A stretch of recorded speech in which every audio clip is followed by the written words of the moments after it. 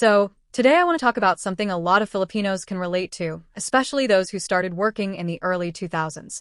I am talking about the call center industry, also known as BPO, which stands for Business Process Outsourcing. I worked in this industry starting in 2008, and honestly, it was one of the most eye-opening experiences of my life. Not always in a good way, but it taught me a lot about people, pressure, and survival. So let me break it all down for you, from how hiring worked back then, to the culture inside those big glass buildings, to the dark side that nobody really talks about, and finally, where the industry is headed now because of AI. Let us start with how it all began. The Philippines became one of the top destinations for call center outsourcing because of one simple reason, and that reason is cost. Foreign companies, mostly from the United States, discovered that they could hire highly skilled, English-speaking Filipino workers for a fraction of what they would pay back home. For Filipinos, these jobs were attractive because the pay was higher than most local jobs, there were night shift allowances, free meals sometimes, and the offices looked fancy. So naturally, a lot of people, including fresh graduates, college dropouts, and career shifters, lined up for these jobs. I was one of them. When I applied back in 2008, the hiring process was already structured, but it was simpler compared to what I understand it is today. There were no AI-powered assessments or complicated online tests. You would walk in, take a written exam that tested your grammar and comprehension, and if you passed, you would move on to an initial interview.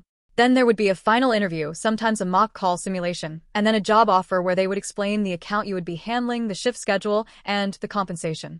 Most of the call centers back then were concentrated in the Makati business district, especially along Ayala Avenue, though Taguig was already starting to grow as another hub.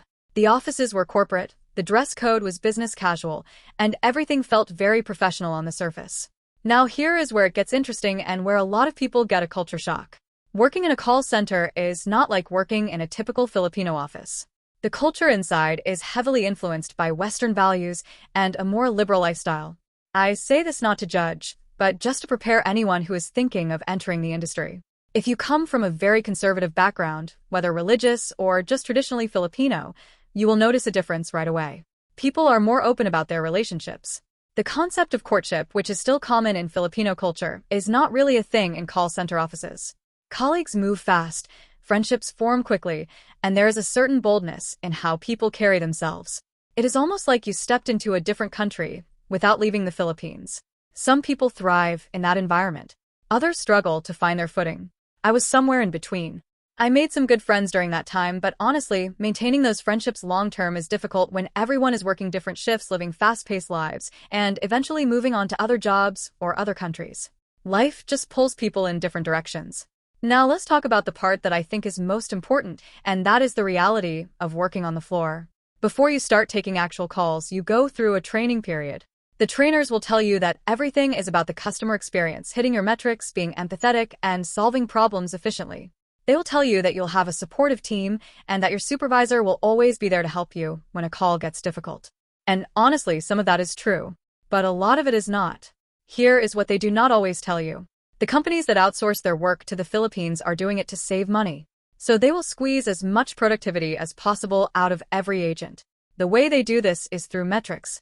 You will be measured on things like your average handling time, which is how long it takes you to finish a call, your customer satisfaction score, your attendance, and in sales accounts, your conversion rate. These metrics sound reasonable until you realize that some of them push agents to do things that are not entirely honest. Some agents, when no one is monitoring, would end calls early just to keep their average handling time low. In sales accounts, some agents would not be fully transparent about the product just to close a deal. This is the dark side that exists in many call center environments, not because the employees are bad people, but because the pressure to meet numbers is relentless. Then there is the supervisor situation. During training, they paint this picture of a supervisor who is always ready to step in and take a difficult call for you, especially when a customer is escalating and demanding to speak with someone higher up. In reality, what often happens is that your supervisor is just as stressed and just as unfamiliar with certain issues as you are. They hold a higher position, but that does not always mean they have more answers. So when you transfer a call and the customer is already furious, and your supervisor fumbles through the conversation just like you would have, it becomes a cycle of frustration with no real resolution. And then there is the nesting period. This is the phase after training where you begin taking real calls but are still being monitored and evaluated before you officially join the production floor. During this time, you might be paired with or observing older agents, and some of them will teach you the shortcuts. The workarounds. The things that technically get results, but are not exactly what management intended. This is how certain habits spread through the industry, quietly and informally, passed from one agent to the next. Despite all of this, I want to be fair and say that the call center industry also gave a lot of Filipinos their first taste of financial independence. Many people used it as a stepping stone to better opportunities. The communication skills alone that you develop in this industry are genuinely valuable. Handling irate customers, thinking quickly, staying calm under pressure, and communicating clearly across cultural barriers, these are skills that transfer to almost any career. I carry those skills with me to this day, and they help me in my ESL teaching work more than people might expect. Now let us talk about where things are headed because this is very relevant right now. Artificial intelligence is changing the call center industry in a major way. AI tools are now capable of handling a large volume of customer queries, especially routine ones like checking account balances, tracking orders, resetting passwords, and answering frequently asked questions. This means that the demand for basic customer service agents is decreasing. Companies are finding it more cost-effective to use AI chatbots and automated systems for these tasks. The roles that are still in demand are those that require complex problem-solving, emotional intelligence, and the ability to handle nuanced situations that AI cannot yet manage effectively. But here's the shift that I personally find most important.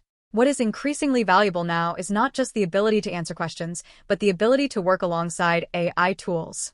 People who understand how to use AI, how to prompt it correctly, how to verify its outputs, and how to integrate it into a workflow, these are the people who will have an advantage in almost any industry going forward, including BPO.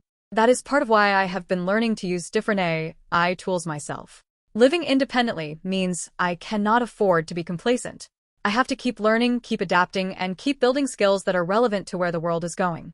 So whether you are currently working in a call center, thinking about applying, or you're already a veteran of the industry looking for what comes next, I hope this gave you a clearer and more honest picture of what that world looks like from the inside.